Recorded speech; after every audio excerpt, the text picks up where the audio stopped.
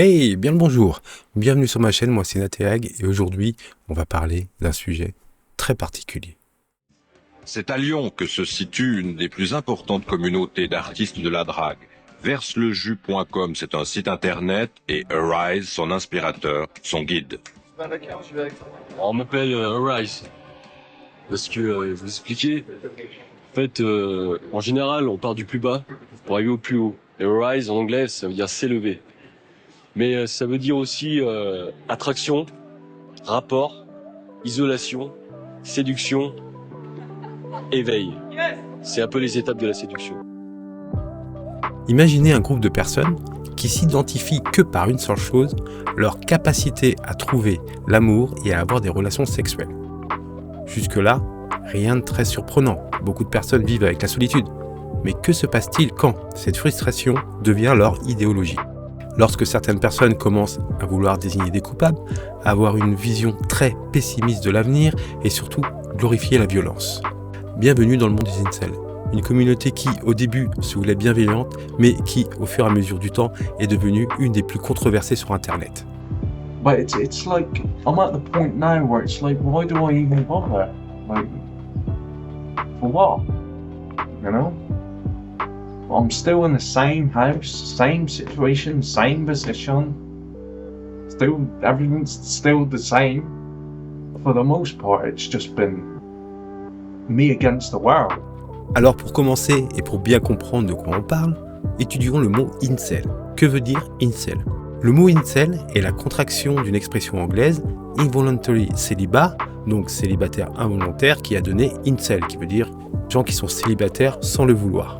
À l'origine, le terme désigne simplement une personne qui souhaite avoir des relations amoureuses et sexuelles, mais qui n'y parvient pas. Et contrairement à ce qu'on pense, ce mot n'a pas été inventé par un groupe d'hommes en colère. Il a été créé en 1990 par une jeune Canadienne du nom d'Alana. Son objectif était simple, créer un espace où les personnes souffrant de solitude pourraient échanger et trouver un soutien près d'une communauté. Il y avait un côté bienveillant, même un peu thérapeutique. Mais comme on le sait, avec les années, Internet a tendance à changer les choses. La signification originelle du célibat involontaire était de vouloir avoir une relation sexuelle ou une relation tout court, mais de ne pas avoir la capacité de se trouver un ou une partenaire.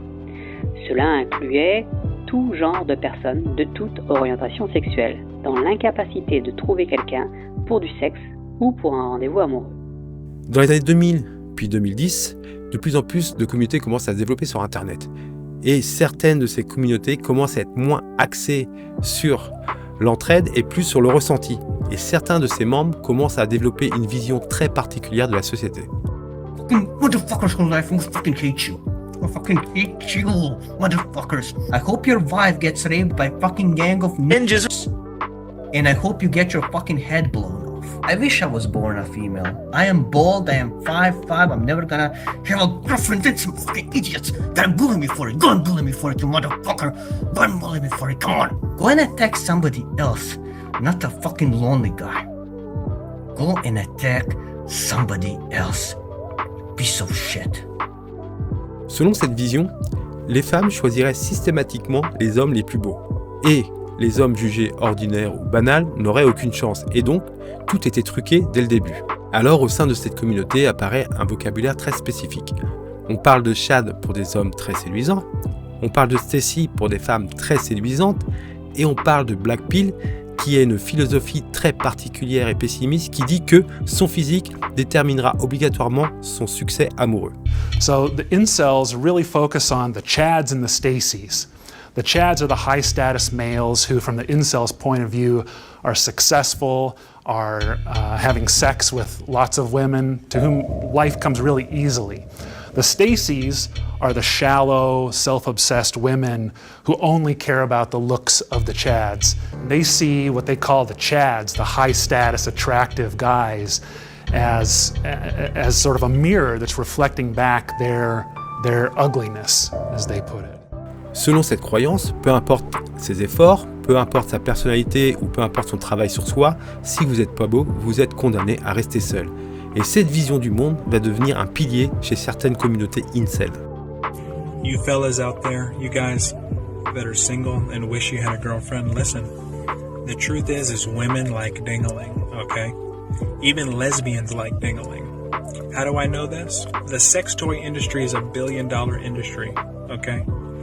And most of the toys that are bought are fake ding-a-lings. They love this shit. When they can't get actual ding-a-ling, they're using fake ding-a-ling. They can't get enough of it, okay? So listen, you have what they love. You got half the battle won already. So all you have to do is find one woman that wants your ding-a-ling more than all the other ding-a-lings. Because trust me, she knows there's a bunch of ding-a-ling out there. Even gay men like ding-a-ling. More people on planet Earth like ding-a-ling than don't like ding-a-ling. And you have that. So get out there and get you one, man. Et Internet joue un rôle majeur dans tout ça. Car une personne qui souffre de solitude va se retourner vers Internet pour essayer de trouver une communauté pour être là pour l'écouter et la réconforter. Mais elle peut aussi se retrouver coincée dans une chambre d'écho, c'est-à-dire dans un groupe de personnes qui chaque personne confirmera la mauvaise expérience de l'autre et ce que pense l'autre. Et toutes ces preuves, toutes ces mésaventures deviendront une théorie globale que tout le groupe suivra. Certains forums vont devenir très connus pour leurs discours très agressifs.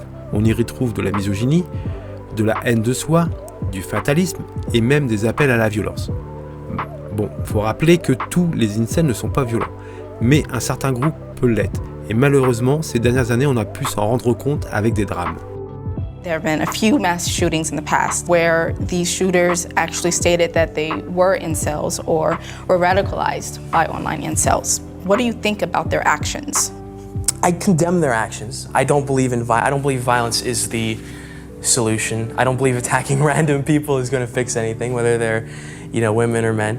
I do think that the reason why they committed those actions was probably because of out of desperation or out of, mental problems that probably could have been prevented had the right support was in their community, in their household. If people, saw what they were posting and saw what they were experiencing in life and did something to help them. Et s'il existe un nom associé à un drame du mouvement incel, c'est bien celui de Elliot Rodger. Le 23 mai 2014, à proximité de l'Université de Californie à Santa Barbara, Elliot Rodger poignarde ses 2 camarades de chambre ainsi qu'un ami. Puis, il se rendra dans un café Starbucks où il achète un café, retourne sur le parking, prend son ordinateur portable et met en ligne un manifeste et une vidéo dans lequel il explique ses motivations. Years of my life, ever since I've hit puberty, I've been forced to endure an existence of loneliness, rejection, and unfulfilled desires, all because girls have never been attracted to me. Elliot Rodger reprendra son parcours criminel à travers les rues de Santa Barbara en roulant à vive allure, écrasant piétons et skateboarders et tirant sur chaque gens qu'il croise. Sa croisade criminelle se terminera après un échange de coups de feu avec la police où il percutera un autre véhicule et finira par se tirer une balle dans la tête. Le choc est immense. Rapidement, certaines communautés vont commencer à le considérer comme un martyr et à le glorifier. Et cela va inquiéter les autorités. Et certains observateurs disent que cet événement est vraiment un tournant dans le mouvement incel. Et à partir de là, le mouvement incel va devenir une question de sécurité publique. Et malheureusement, cet événement ne sera pas le seul. Le 1er octobre 2015, à Rosenborg en Oregon, Chris Harper Messer, 26 ans, a tué 9 personnes et blessé 8 autres personnes sur un campus, avant de se suicider. Il a laissé un manifeste sur les lieux, soulignant son intérêt pour d'autres meurtres de masse, sa colère de ne pas avoir de petit ami et son animosité envers le monde. En 2018, Alec Minassian lance une camionnette sur des passants à Toronto. Le bilan sera terrible, 10 morts. Et avant l'attaque, il publie un message où il explique que c'est une rébellion incel. Le 2 novembre 2018, en Floride, Scott Paul, 40 ans, ouvre le feu sur plusieurs personnes dans une classe de yoga, tuant 2 femmes et en blessant 4. Dans une vidéo sur YouTube, il explique s'identifier à la communauté incel et se plaignant du rejet des femmes à son encontre et dénonçant des relations interethniques. Le 19 février 2020, en Allemagne, Tobias Radjan, 43 ans, ouvre le feu sur plusieurs personnes dans un bar à chicha, faisant 10 morts et 6 blessés. Il se décrit comme un incel n'ayant jamais eu de relation avec une femme. Le 24 février 2020, à Toronto, au Canada, un suspect non nommé, car il était mineur, a poignardé une femme et blessé une autre dans un spa à Toronto. La police a déclaré que l'attaque était inspirée par le mouvement incel.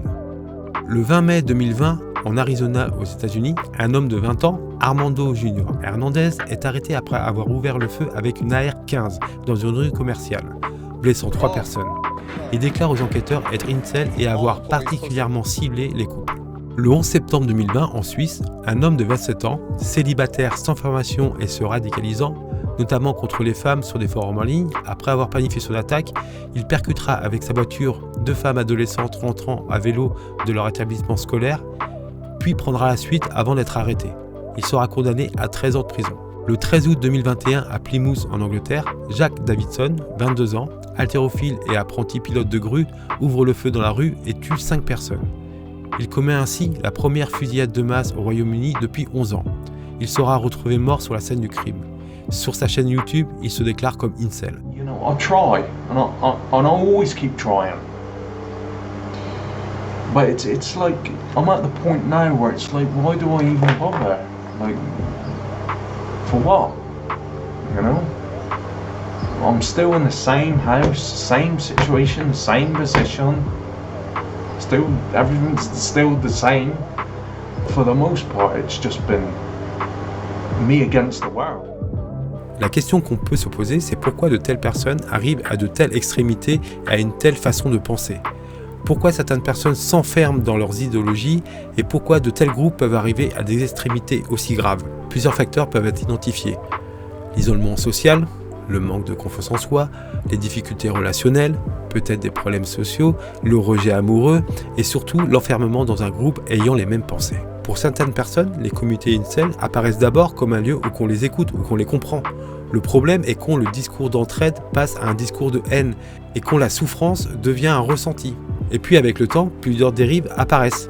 La misogynie, le fatalisme extrême, la déshumanisation, la glorification de certains criminels et puis surtout l'appel à la violence. Et cette vision et ce discours devient une chose très négative car elle va enfermer les gens dans une chambre d'écho qui ne leur permet pas d'écouter un autre discours ou d'entendre une autre vision des choses et du coup les empêche de changer et d'évoluer. Depuis quelques années, les autorités et les plateformes en ligne ont commencé à réagir, en supprimant les vidéos, en fermant les forums des incels les plus extrêmes, mais malheureusement le phénomène n'a pas totalement disparu et continue à évoluer à travers différents réseaux en ligne. L'histoire des incels est un peu paradoxale, car elle commence par une bonne initiative, celle d'aider des personnes qui se sentent seules et leur permettre d'avoir un espace où échanger et être écouté.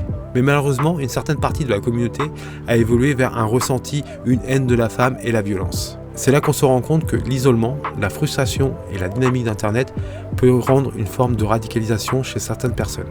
Il est intéressant aussi de voir comment une souffrance personnelle peut se transformer en haine collective. Pour finir cette vidéo, je souhaitais dire quelque chose de très important pour moi. Si vous vous sentez seul, déprimé, isolé, n'hésitez pas à vous déplacer et à aller voir des associations. Auprès de chez vous, il y aura sûrement une association qui pourra vous accueillir et où vous pourrez rencontrer des gens en physique ou par téléphone, mais c'est très important. Merci d'avoir regardé la vidéo jusqu'au bout.